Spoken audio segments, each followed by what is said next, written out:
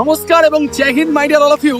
আজ আমি রয়েছি ওড়িশার বাডুভা বলে একটা বিচে এবং এই বিচ সম্বন্ধে দু চার কথা তথা এই সমুদ্র সম্পর্কে দু চার কথা আমি অবশ্যই আজকে আপনাদেরকে জানাতে চাইবো।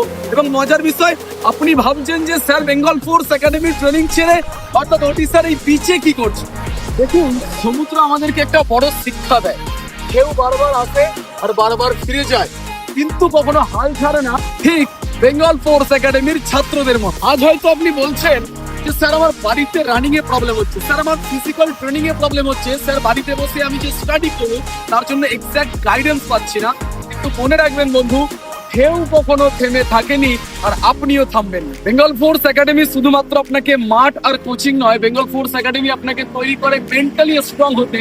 কারণ চাকরিতে শুধুমাত্র পেশি নয়, মানসিক জোরটাই কিন্তু অ্যাকচুয়াল আসল অস্ত্র। আপনি যদি চান নিজেকে এরকম ঢেউয়ের মতো প্রস্তুত করতে, আপনি যদি চান ইউনিফর্ম করতে, আপনি যদি চান আপনার কারণে আপনার পরিবারকে গর্বিত করতে, তাহলে ভিডিওটি লাইক করতে হবে বন্ধু, চ্যানেলটি সাবস্ক্রাইব করতে হবে এবং সবচেয়ে গুরুত্বপূর্ণ কমেন্টে লিখতে হবে আমি প্রস্তুত।